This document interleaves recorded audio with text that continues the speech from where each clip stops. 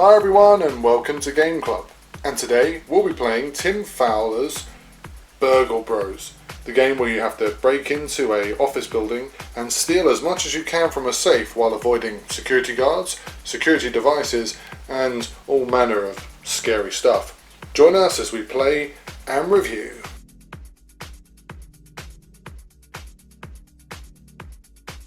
So I guess I'll start with the unboxing, and firstly, love the box, absolutely love the box. I've seen Burgle Bros 2 box, and it's basically a casino, which I think looks just as good, although I think this is probably one of the best boxes I've ever seen for a game.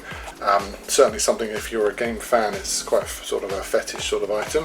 Then you've got inside your, now obviously we've unpacked this, but you've got your tokens, your wall markers, as well as also your alarm markers and poison, etc markers.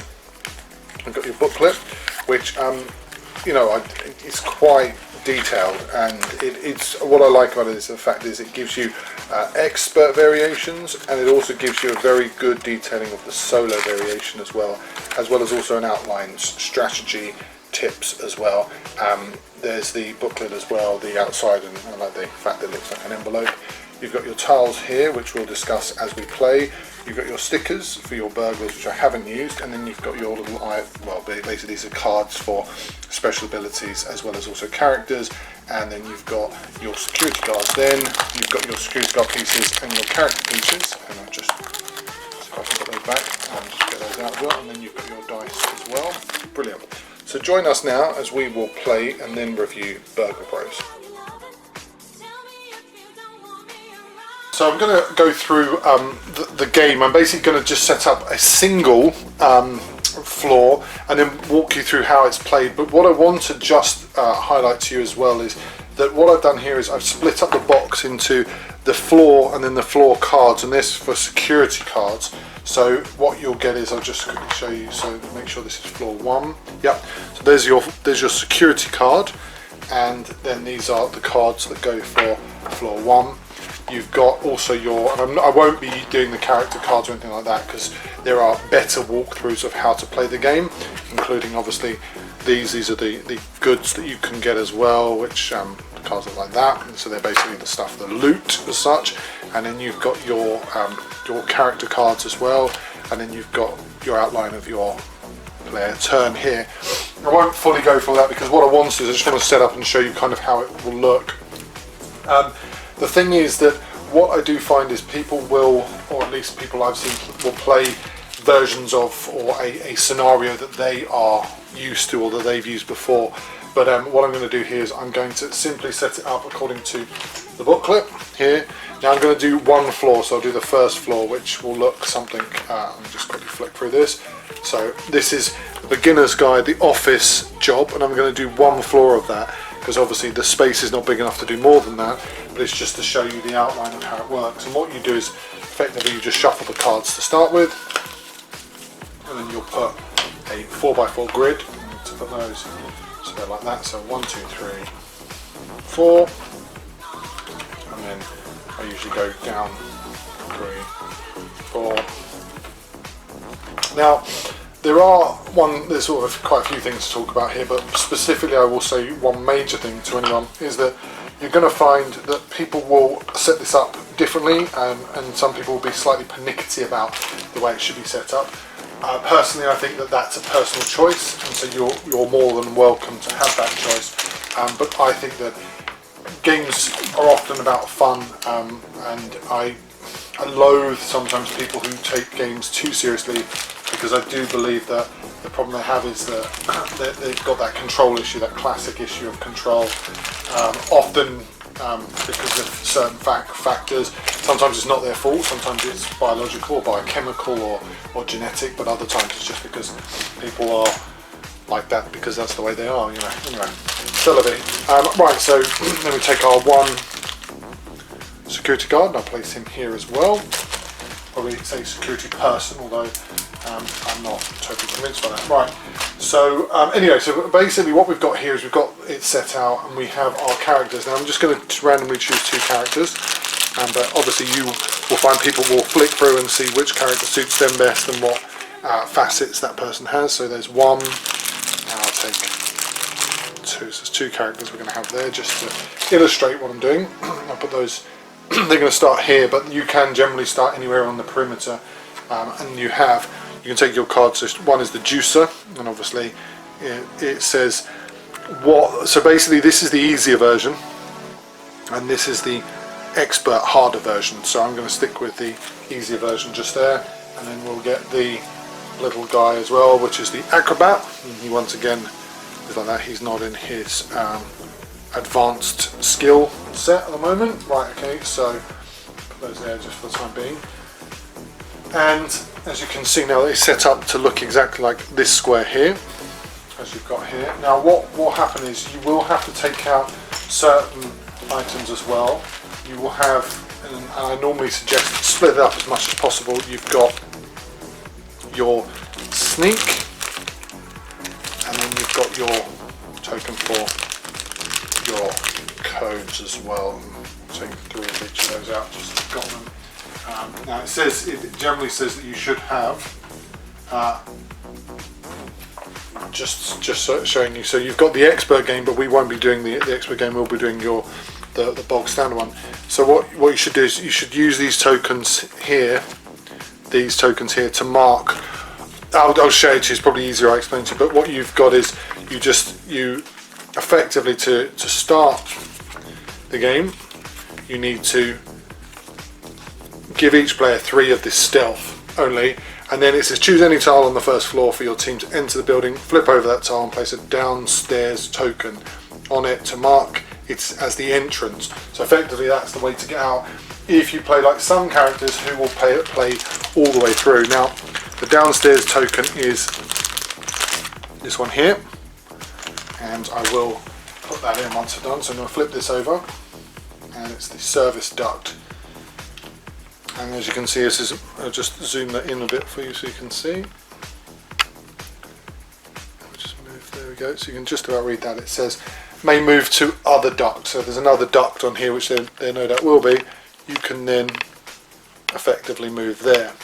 But effectively what happens is you move here. Now, just to note, that number at the bottom, and I'll probably take this off, I'll show it to you because it's probably easier. But that number at the bottom there is a number you will need to get when you're rolling for the safe. But effectively, at the moment, you don't need to worry about it, you just need to move.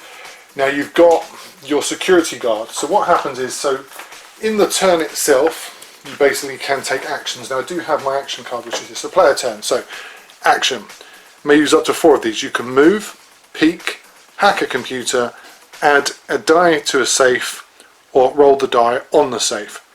Then draw 2 event cards, draw event if 2 or fewer actions taken, move guard on your floor. So effectively you choose what to do, and what you generally find is most people will choose to move or peek because they're both the easiest ones. Hack a computer is usually if you turn one over. So if I'm going to move, so I'll take my first turn and move there. So that's thermo. So if action ends here, trigger alarm. Now, so that means it's not going to end there because you have to move again. It's probably best to move here. So that's 3. Now if you trigger an alarm, the security guard will come there. Right, so hack laser alarm computer room. So you're now onto you can now hack a computer. So this will be my 4th turn, so I can hack the computer. And hacking the computer, what I would say is always look at the book, because it does outline very concisely everything. It's actually one of the best booklets I've seen where it comes to laying out everything. But I'll talk about that in the review anyway. And so it does tell you what to do on each particular card. So as you can see here, it will say, what's the one? It's the hack laser room. So it's got secret walkway. Oh, sorry, I just have to quickly find it myself because I have, as always, I've not prepped properly for this because I like to do it so you can see what it's like when you're first playing it, how it will be. But it will say, when you move into laser, so you trigger an alarm, motion, where is it? Detector, the thermo, secret door, walkway. Oh, okay. That's, I can't seem to see it on there. I think it is on there though. It's just I'm not looking at it properly. But effectively, you will find that there is an explanation for it, and you can then move on with it. But anyway, so you've seen the game. What happens is though that at the end of the round, you've got to flip over your your guard card as such, and that will look like, where is it, here?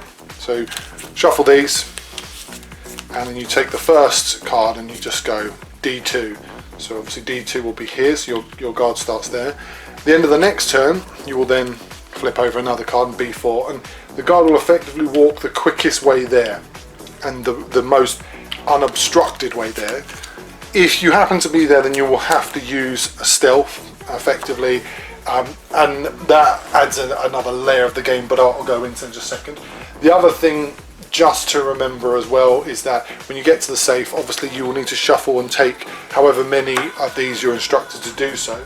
But the safe, which are probably, it's not going to be anywhere secret door or useful, so it's quite a good setup here. But I don't know if it's down here. Sorry, I'm just literally searching to find the safe. Still stairs to go up, which is useful, and probably no more like that's the safe there. There you go. Typical. There's a safe there, and as it says there, action to roll combination, action to add die. So you effectively then have to, however many of these you turned over with the numbers, you have to roll those dice in order to crack the safe.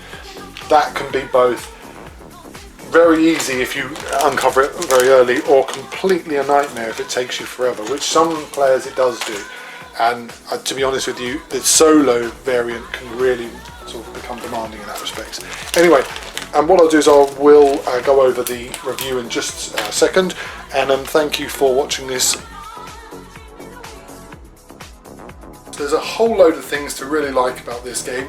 The single player variant is really good. It's a challenge, and the fact that you can flex it up or down depending on how you feel really benefits players if they like to play solo games and challenge themselves basically at different stages, and also be able then to master a game.